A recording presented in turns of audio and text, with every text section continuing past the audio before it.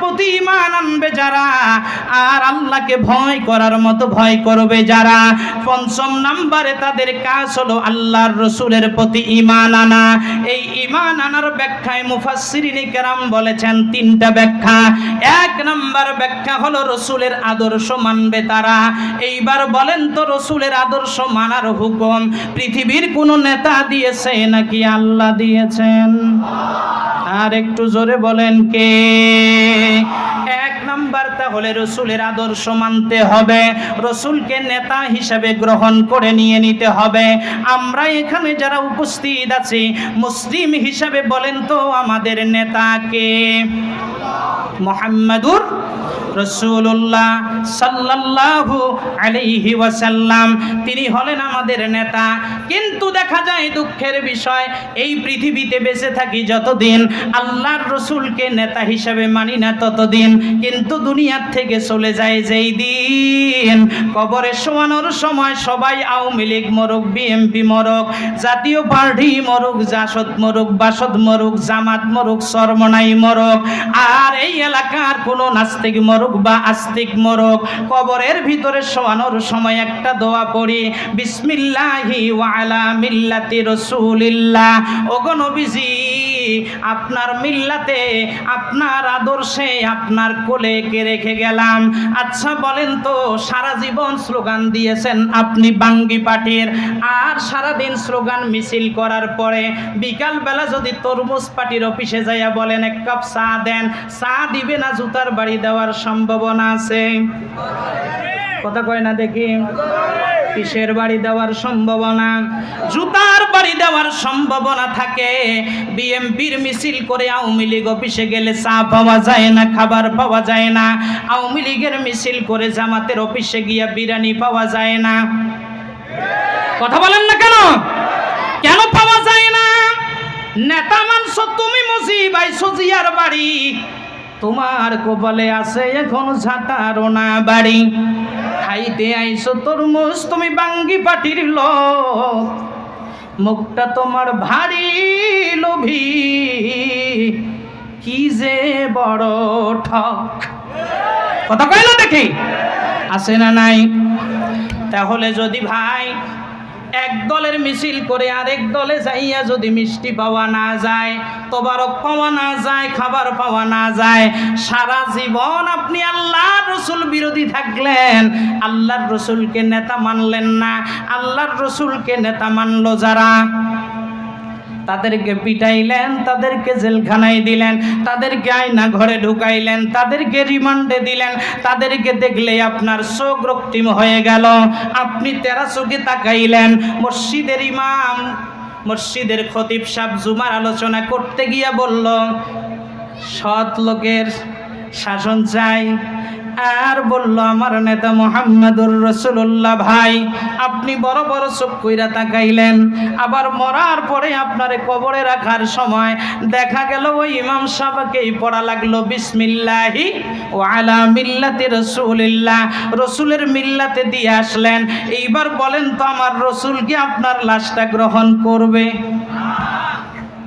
তাহলে এই পৃথিবীতে বাঁচবেন যতদিন, আজকের এই শ্রমিক এবং ব্যবসায়ী ভাইদের মাহফিল সফল হবে তখন, আজকে যদি আপনারা সিদ্ধান্ত নিতে পারেন দুনিয়ার কোনো ছাতা মাতা কোনো নেতা খেতা আমরা মানি না, আমরা নেতা মানি একজন, বিপদের বন্ধু মুহাম্মাদুর রাসূলুল্লাহ সাল্লাল্লাহু আলাইহি ওয়াসাল্লামকে।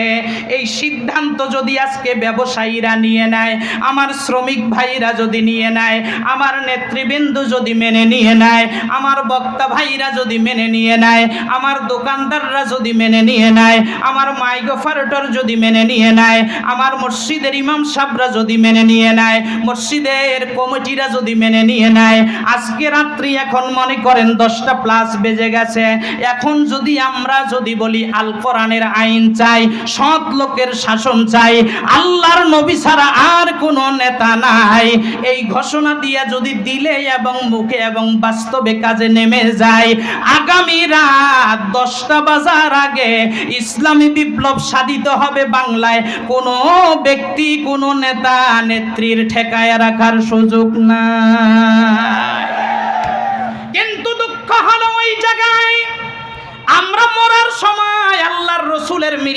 যেতে চাই, দুনিয়ার জমিনে রাসূলের আদর্শ মানি না। কথা বলেন না কেন, ঠিক কি না? রাগ করলেও কিছু করার নাই, রসুলের মিল্লাতে আমরা যাব, রসুলকে আমরা নেতা হিসাবে মেনে নিয়ে নিব। রাজি আছি না নাই? বলেন তো, তোমার নেতা আমার নেতা? বলেন রহমাতাল লিল আলামিন মুস্তাফা। তোমার নেতা আমার নেতা? সবাই হাত উঠায় বলেন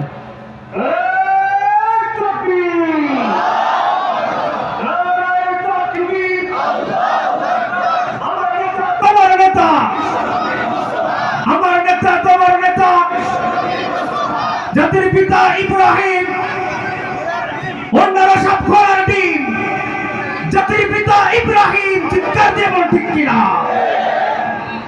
ভাইরা রাগ করলেন, বেজার হইলেন?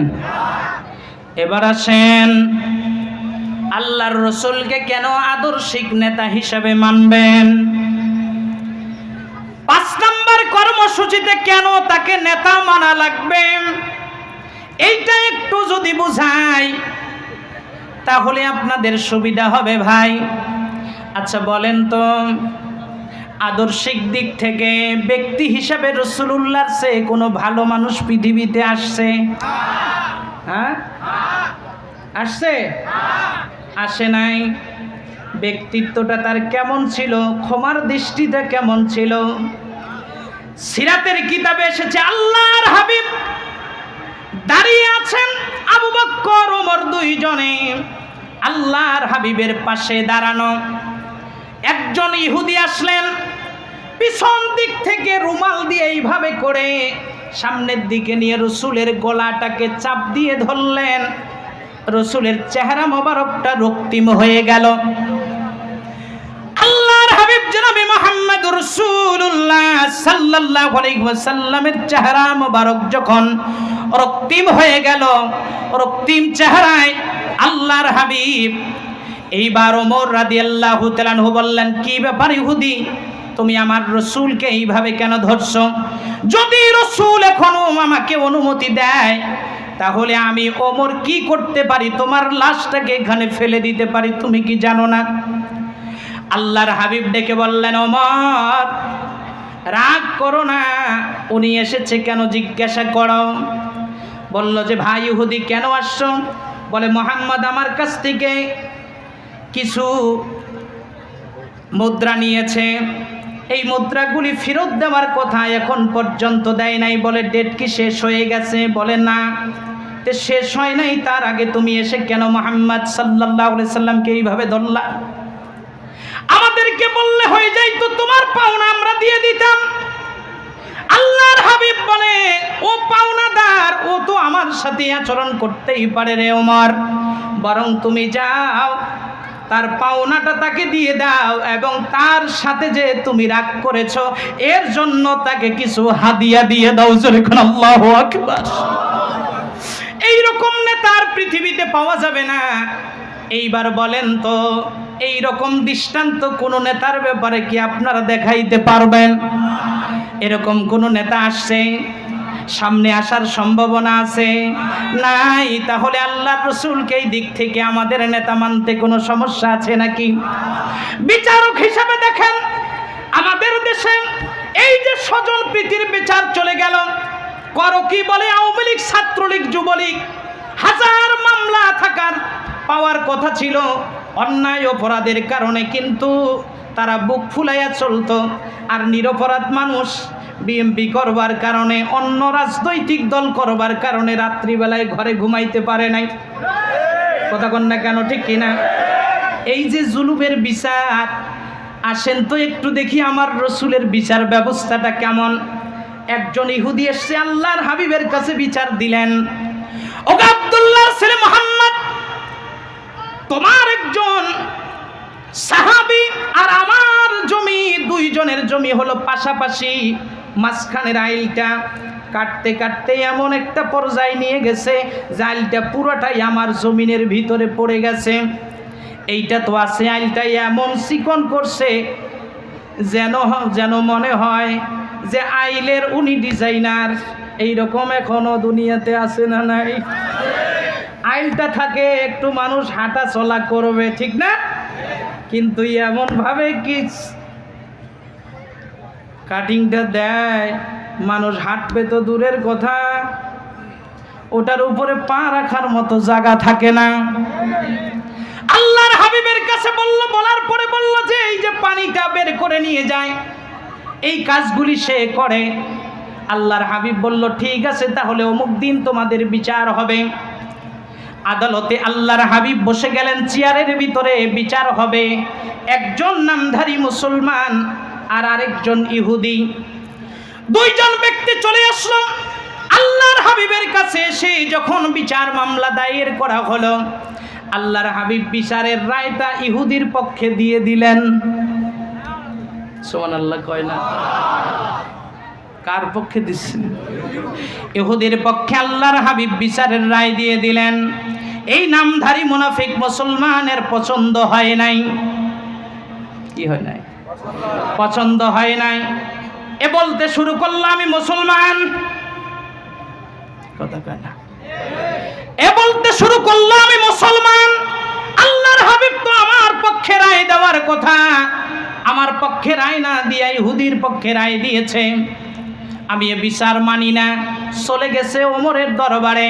ওমরকে ডেকে বলে, ভাই ওমর, আল্লাহর হাবিবের কাছে এই সংবাদটা পৌঁছায় দাও। পৌঁছায় কি সংবাদ দিব? ও হইল একজন ইহুদি আর আমি হইলাম মুসলমান, আমার দ্বারা ইসলামের কাজ হয়, ওর দ্বারা ইসলামের ক্ষতি হয়, তাহলে ওর পক্ষে কেন রায় দেওয়া হলো? আল্লাহর হাবিবের সাহাবী ওমর ডেকে বলেন, এর পূর্বে তুমি বিচার ব্যাপারে কোনো কারো কাছে গিয়েছো নাকি? বলে, ইহুদি পণ্ডিত ছিল, তার কাছে আমি বিচার দিয়েছিলাম, কিন্তু ইহুদি রাজি হয় নাই। ইহুদি বলছে ওর কাছে গেলে আমি ইনসাফের বিচার পাবো না, ওর কাছে তুমি টাকা পয়সা তোমার আছে, তুমি কিছু দিয়ে দিবা আর তোমার পক্ষে রায়টা দিবে। আমার বিশ্বাস মুহাম্মাদুর রাসূলুল্লাহ স্বজন প্রীতি করবে না, আমি বিচারটা মুহাম্মাদুর রাসূলুল্লাহর কাছে দিব। জোরে কোন সুবহানাল্লাহ। একজন ইহুদি বুঝতে পেরেছেন আল্লাহর হাবিব ইনসাফকার বিচারক, কিন্তু নামধারী মুনাফিক মুসলমান এ বুঝতে পারে নাই। ওমর বলল, তাহলে এরপরে কি হয়েছে? বলে, রায়টা এইভাবে দিয়েছে। বলে, আল্লাহর রসুলের রায় কি তোমার পছন্দ হয় নাই? বলে, না, পছন্দ হয় নাই, বরং আপনি একটু যদি বলেন, রিকোয়েস্ট করেন, তাহলে বিচারটা রায়টা পাল্টাইয়া দিতে পারে। বলে, এই রকম কোনো কথা শুনবার পূর্বে তাহলে তুমি একটু দাঁড়াও, আমি ঘরের ভিতর থেকে আসি, তারপরে তোমার বিচারটা আমি আমার হাত দিয়ে করতে চাই। নামধারী মুনাফিকের মনটা খুশি, ওমর আমার পক্ষে রায় দিবে, কিন্তু দাঙ্গা তরবারি বের করে ওমর তার গর্দানটাকে ধূলিসাৎ করে দিয়ে দিল। আল্লাহর হাবিবের কাছে এই খবর পৌঁছে গেল। আল্লাহর হাবিব ডেকে বলেন, ওমর, তুমি কাজটা কেমন করলা? এই কাজটা কেমন হয়ে গেল? সে না হয় ভুল বুঝেছে, ভুল বুঝবার কারণে তোমার কাছে গিয়েছে, তুমি গর্দানটা কেন নামিয়ে দিয়ে দিলা? আল্লাহর হাবিব যখন ওমরের সাথে এইভাবে কথোপকথন করছিলেন, আল্লাহ তাআলা সঙ্গে সঙ্গে ওমরের পক্ষে আয়াত নাজিল করে জানিয়ে দিলেন, ফালা ওয়া রাব্বিকা লা ইউমিনুনা হাত্তা ইউহাক্কিমুকা ফীমা শাজারা বাইনাহুম। চিৎকার দিয়ে কোন আল্লাহু আকবার। হে আমার হাবিব, হে আমার দোস্ত, হে আমার বন্ধু, এই পৃথিবীর জমিনে উত্তম বিচারক হিসাবে তোমার রবের পক্ষ থেকে ফয়সালা হয়ে গিয়েছে। যারা তোমাকে মানবে না, সে মুমিন দাবি করার কোনো সুযোগ নাই। তাহলে বুঝে গেল আমার ভাইরা, স্বাধীন বাংলায় কত বিচারক আসলো আর গেল। বলেন তো, এইরকম ইনসাফকার বিচারক কি আমরা পাইছি নাকি? ইনসাফকার বিচারক পাইতে গেলে আল্লাহর কোরআনটা বলেন তো জাগা মতো নেওয়া দরকার আছে না নাই? 5 নম্বর কর্মসূচি, রাসূলকে নেতা হিসেবে মেনে নিতে হবে। আল্লাহর হাবিবকে যারা নেতা হিসেবে মেনে নিয়ে নিবে, তাদের লাভ কি হবে? আল্লাহর হাবিব হাসরের ময়দানে বাচ্চাওয়ালা মুরগির মতো দৌড়াইতে থাকবে। যারা দুনিয়ার জমিনের ভিতরে তার উম্মত হিসেবে তাকে নেতা মেনে নিয়েছিল, একজন উম্মত যতক্ষণ পর্যন্ত হাসরের ময়দানে থাকবে, জান্নাতে প্রবেশ করবে না, ততক্ষণ পর্যন্ত কোনো উম্মতকে রেখে আমার রাসূল জান্নাতে প্রবেশ করবেন না। যেই রাসূল হাসরের ময়দানে ভুলবে না, যেই রাসূল দুনিয়ার জমিনে ভুলে নাই, যেই রাসূল এখনো মদিনাতুল মুনাওয়ারায় উম্মতি উম্মতি বলে কান্দে। আজকে আমি এই জরুনের, এই শ্রমিক ভাইদের মাহফিল, ব্যবসায়ী ভাইদের মাহফিল থেকে জানতে চাই, ওই রসুলকে নেতা হিসাবে মানা দরকার বলেন তো আমাদের আছে না নাই? সবাই রাজি? সবাই রাজি? তাহলে আর কোনো সমস্যা থাকবে কোথাও? কোনো জায়গায় সমস্যা নাই।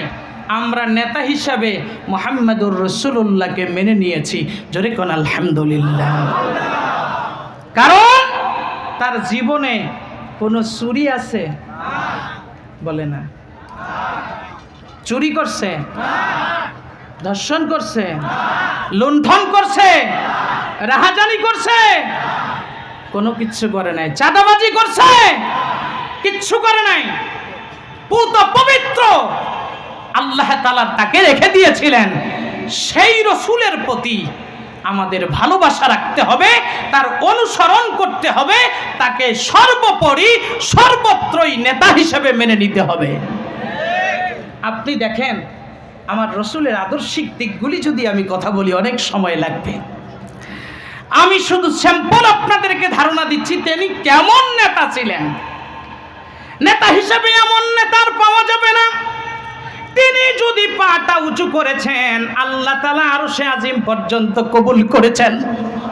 তিনি নেতা হিসেবে এমন পাওয়ারফুল নেতা ছিলেন, তিনি যা বলছেন হালাল, আল্লাহ তাআলা মানুষের জন্য, ওটা উম্মতের জন্য হালাল করে দিয়েছেন। তিনি যদি বলছেন না, পৃথিবীবাসীর জন্য এটা হারাম হয়ে গেছে, বলেন তো এইরকম আরেকজন ব্যক্তি কি পৃথিবীতে আসছে? আসে নাই। সামনে আসবে না? সামনে আসবে। আরে আসবে। তাহলে যদি না আসে, ওই রসুলকে বাদ দিয়ে আমাদের কোনো নেতামি করার সুযোগ নাই। এবার আসেন তাহলে 5 নম্বরে আমরা আল্লাহর হাবিবকে নেতা হিসেবে মেনে নিয়ে নিলাম। ওগো নবীজি, আপনাকে নেতা হিসেবে মানলাম, আপনার নেতৃত্ব ছাড়া আপনার বাইরে আর আমরা যেতে চাই না। আল্লাহর হাবিব বলে, উম্মত, আমাকে যারা নেতা হিসেবে মেনে নিয়েছ, আমার প্রতি যারা ঈমান আনলা, আমাকে নেতা হিসেবে মেনে নিলা, দুনিয়ার জমিনের ভিতরে একটা পুরস্কার তোমাদের জন্য। পৃথিবীর জমিনে কখনো তোমরা ঈমান হারা হবা না। সুবহানাল্লাহ। কোন কি হারা হবা না? ঈমান হারা হবা না। 2 নাম্বার পুরস্কার, মৌতের সময় ঈমান হারা হয়ে মরবা না। 3 নাম্বার, কবরের ভিতরে বিসমিল্লাহি ওয়া আলা মিল্লাতি রাসূলিল্লাহ এই শব্দ বললেও কোনো লাভ লসের কিছু নাই, না বললেও কোনো লাভ লসের কিছু নাই। কবরে রাখার সাথে সাথে আমাকে, আমার নেতৃত্ব দুনিয়াতে মেনে আসছো যারা, ওই কবরে দেবার সাথে সাথে আমি মুহাম্মাদুর রাসূলুল্লাহ সাল্লাল্লাহু আলাইহি সাল্লামের প্রকৃত উম্মতদেরকে কবরের কোনো আযাব দেওয়া হবে না। নাম্বার 4 নাম্বার পুরস্কার, ওই কবরের ভিতরে বলেন তো মুনকার নাকির আসবে কি আসবে না? আল্লাহর হাবিবকে যারা নেতা মেনে নিয়ে নিবে, আল্লাহর কোরআনকে যারা সংবিধান হিসেবে গ্রহণ করবে, 4 নাম্বার পুরস্কার আল্লাহ তাআলা তাদেরকে দিবেন। ওই মুনকার নাকির যখন কবরের ভিতরে প্রশ্ন করার জন্য আসবে, তাদের প্রশ্নগুলি 2টা ব্যাখ্যা এসেছে। 1 নাম্বার ব্যাখ্যা হলো তাদের প্রশ্নের উত্তরগুলিকে সহজ করে দেওয়া হবে। 2 নাম্বার প্রশ্নের উত্তরগুলি আল্লাহ রব্বুল আলামিন নিজেই তাদের প্রশ্নের উত্তর দিয়ে দিবেন। জোরে কোন সুবহানাল্লাহ। নাম্বার 5 নাম্বার পুরস্কার, আল্লাহর হাবিবকে নেতা হিসেবে মেনে নিবে যারা, আল্লাহ তাআলা হাসরের ময়দানে আল্লাহর হাবিবের হাতের হাউজে কাউসার তাদেরকে পান করাইয়া দিয়ে দিবেন।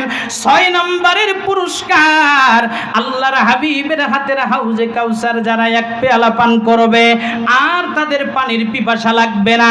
7 নম্বর, যেহেতু 7 বিষয়ের কথা, 7 নম্বর পুরস্কার আল্লাহর হাবিবকে নেতা মানলে আল্লাহর হাবিব বলেন, উম্মত, আমি রাসূল সুপারিশ করে তোরে জান্নাতে লইয়া যাব।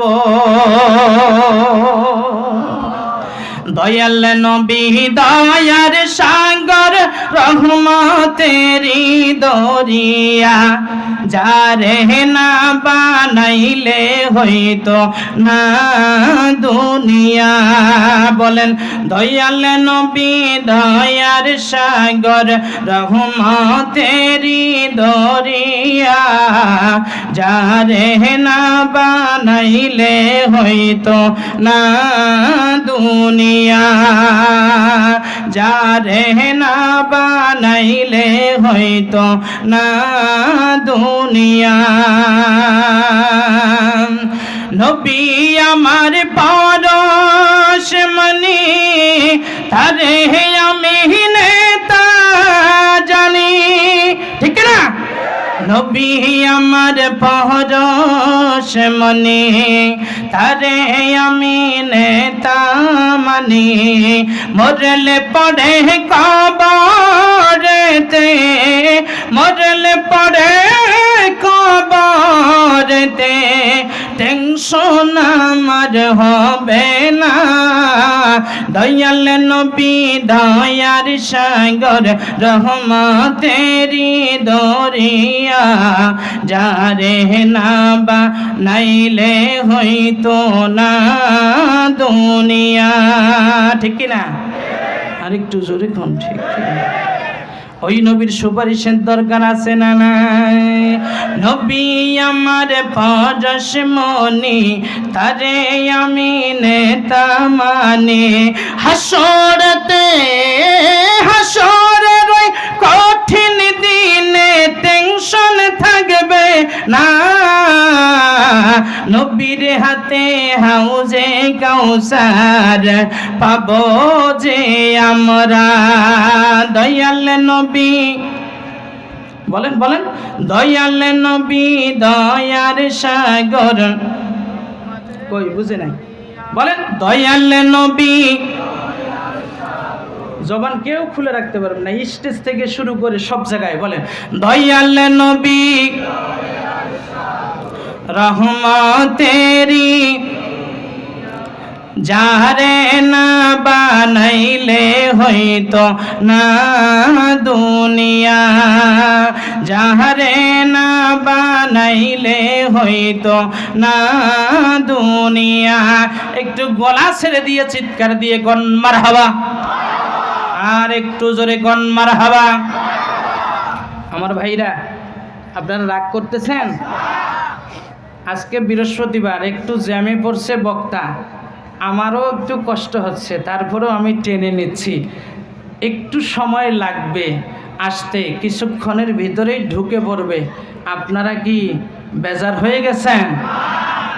একটা রাতের কিছু সময় আল্লাহর কোরআনের জন্য বসে থাকলে প্রতি শ্বাস প্রশ্বাসে 500 রাকাত নফল নামাজের সওয়াব। থাকবেন না ভাগবেন? চলে আসছে কাছাকাছি। আমার আলোচনা 5 নাম্বার বলে ফেলতেছি, বাকি আছে কয়টা? 2টা। উনি আস্তে আস্তে আমি শেষ করে ফেলবো ইনশাআল্লাহ। কি রাগ করতেছেন? মনটা বেশি ভালো নয়? হ্যাঁ, মনটা ভালো আছে? আরে আজ আমার মন ভালো নাই, এটা তো বলবে জঙ্গিরা, আমরা তো বলবো না, ঠিক না? সম্মানিত ভাইরা আমার, আল্লাহর হাবিব জনাবে মুহাম্মদুর রাসূলুল্লাহকে নেতা হিসেবে এই জন্য মানব, তিনি নেতৃত্বের ক্ষেত্রে কোনো দলের লোক নাকি বাইরের লোক এইটা তিনি চিন্তা করেন নাই। তিনি বিচার ফয়সালার ক্ষেত্রে করেছেন ইনসাফ ভিত্তিক বিচার। এইবার আসেন তার ঘরের ভিতরে যাই, ঘরটা একটু দেখে আসি। আমি বলছি ঘর ভালো যার, সব ভালো তার। আর আল্লাহর হাবিব বলছেন একজন মানুষকে জান্নাতে দিবার পূর্বে আল্লাহ রব্বুল আলামিন স্ত্রীর স্বামীকে জান্নাতে দিবার পূর্বে স্ত্রীর খবরটা নেবেন, ছেলে সন্তানদের কাছ থেকে জিজ্ঞাসা করবেন তোমার বাবা কেমন ছিল। ছেলে মেয়ে যদি বলে আমার বাবা ভালো ছিল, তাহলে ওই ব্যক্তির কপাল খুলে যাবে। আর স্ত্রী যদি বলে আমার স্বামী ভালো ছিল, তাহলে স্বামীর কপাল খুলে যাবে। আর স্ত্রী যদি বলে মানুষের সামনে বলতো আমি সৎ নেতা, যোগ্য নেতা, কিন্তু রাত্রি কাটাই তো বোতল খাইয়া অন্য নারীর সাথে, এমন নেতাও বাংলাদেশে ছিল না? ছিল না? এখনো আছে না নাই? রাত্রিবেলা গাছরে ধাক্কা দিয়া বলে ভাইজান সাইড দেন। কথা কয় না? এই তো কয়েক বছর আগে যশোরে মাহফিল শেষ করলাম, আমার পাশে আজকে তো চেয়ার রাখছেন একটা, সেই দিন চেয়ার ছিল 4টা, আমার পাশে বসা সভাপতি সাহেব দীর্ঘ সময় কথা বললেন, মাইক ফিসটা নিয়ে আমার সামনে সুন্দর সুন্দর বক্তব্য দিলেন। আমি খুব খুশি হয়ে গেলাম, আবেগে আপ্লুত হয়ে গেলাম। ওই নেতার বাড়িতে রাত্রি